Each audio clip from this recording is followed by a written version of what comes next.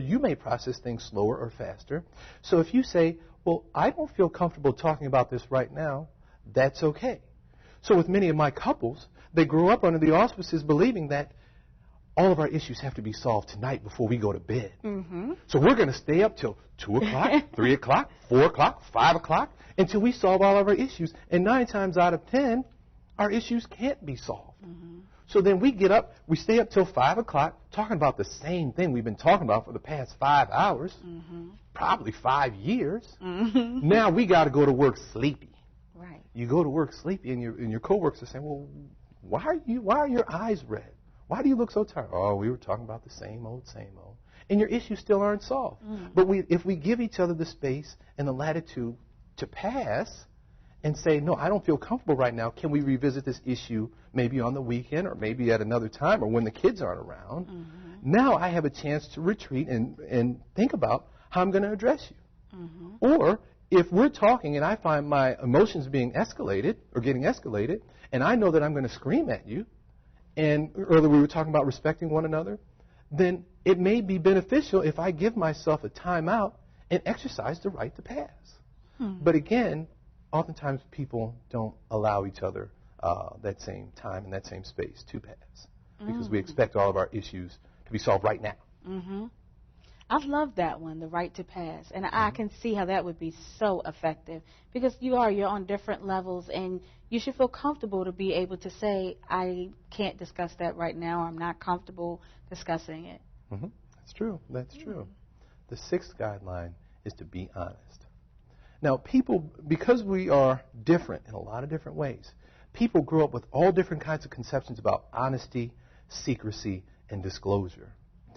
And what happens is that when people enter relationships, some people enter under the auspices that you should tell me anything and everything under the sun that happened to you over the course of the day.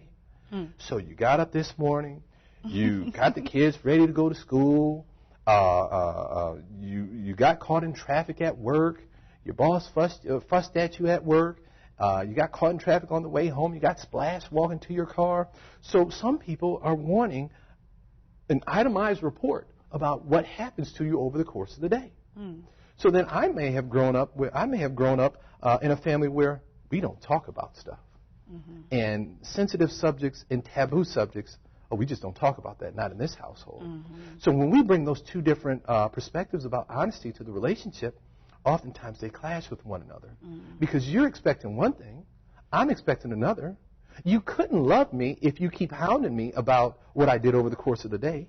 You're thinking that, well, he couldn't love me if he doesn't want to report in what he does over the course of the day. And oftentimes it's a problem. So when I meet with my couples, when I meet with my individuals, I spend time talking to them about what honesty means. What does it mean to you to disclose about whatever it is that happened over the course of the day? And when I'm talking about disclosure, I'm talking about what you did, how you felt, what you thought, and how close or how distant you felt toward the people around you. That's pretty detailed, and most couples don't get into that, but that's what I talk about when people come in to see me. But again, if people aren't given the opportunity to define what honesty is and what it means to them, then oftentimes they're operating under the auspices that their partners think like they do. But then if we can go back to acknowledging differences, just because we may have grown up in the same neighborhood or we met at the same church or whatever it is, I need to be willing to say, hey, you don't think like I do. And that's important. It's very important. Wow. So what's next on the list? So next on the list is have fun. And the reason why having fun with regards to communication is important is because when people aren't having fun in a relationship, it makes the relationship very tedious and boring. So I spend time with couples who have been together for a week, a month, a year, 10 years, 20 years, 50 years, and they think back to they think to themselves, and they oftentimes articulate, "Boy, I've been with this person for the last 20 years of my life, and I've been wasting my time. I've been bored out of my mind. I missed out on the opportunity to travel the world. I missed out on the opportunity to possibly have children. I missed out on the opportunity to have fun with my partner." And so for the couples who I work with, we talk about what does it mean to you to have fun, because people define having fun differently. So if I'm laughing with you and I'm joking around with you and I can articulate exactly who I am, and I know that you're able to articulate exactly who you are, and we're having fun, it's going to increase the likelihood that, one, I'm going to disclose to you later on in the future, but then, two, I want to continue to spend time with you. And that's very important. That's very important because oftentimes couples are so bombarded with issues, finances, kids, education, house, mortgage, whatever it is, that they lose the capacity to have fun with one another. And so, again, if we're talking about safety and feeling comfortable, it's important that people have fun. Mm-hmm. And that's so interesting because you wouldn't think that that's something that you would actually have to teach a couple how to do. But like you said, they get to a point where they get into a routine and it just becomes monotonous. Right. And it's really tough for couples, for some couples, to get out of that routine. So if you have a routine of getting up in the morning, getting ready for work or school, going to your job, coming home, cooking, doing some cleaning, and then going to bed, and you're doing that 7 out of 7 days a week, then what part of yourself is lost? Well, I can make a stronger argument that if you're doing all those routine things, that you may lose the capacity to feel close to your partner. In that the more I work, the more time I spend at my office, the more time that I spend with the kids, which is nice and it's good, I'm losing a certain level of intimacy with you because we don't talk anymore. The only time we talk is before we go to bed at night. And the conversation before we go to bed at night is, hey, how was your day? Fine. What did you do today? Nothing. But how much of you are you really disclosing if you're tired when you're tired when you go to bed? And so again, it's important for people to have enough time and enough space to sit still and have a profound discussion with one another and talk about who they are, how they experience the day, and then allow their partners to do the same thing. Right. Now, I know we only have a couple of minutes left, and this topic is just such a good one. But what I would like for you to do now is speak to the viewers. You know, right now I know people watching this show, you know, are probably in a relationship, and something, one or two, if not all of the things have been something that they've thought, wow, you know, I really could work on that, or that would really help us. Let them know why it's important for them to try to incorporate those steps into their communication. Right. What I talk about with my couples and individuals and students is that the greatest gift that anyone can ever give to you is their true, authentic self.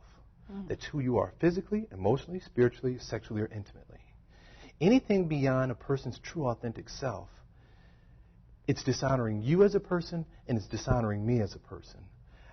The reason why these guidelines are important is because we're creating space for you and for me to be who we are. So if I follow these guidelines, I don't have any reason to lie. I don't have any reason to be someone who I'm not. And if I know that I can offer you my true, authentic self, and it can be honored, and you can offer your true, authentic self, and it can be honored, that's powerful. That is powerful. And what's powerful to me about it is that you can go out and buy someone wonderful gifts. Buy somebody a home, whatever it is, give money, whatever it is. But if that person doesn't know who you are, what you think about, how you feel, and what you do, then what are all those things? Right. So again, it's important for people to have safety in the relationship, to be able to disclose exactly who they are under all these different contexts, and then give their partners the same space and the same latitude to be who they are. And then after that, there's nothing more you can give me. That is really some good information. And I know our viewers, and myself included, you know, really benefited from those 8 steps. And definitely going to have you back, you know, because it's a really, the relationship, the family, it's really the nucleus of so many other things that we do in our interactions with other people. So I really appreciate you coming and speaking with me.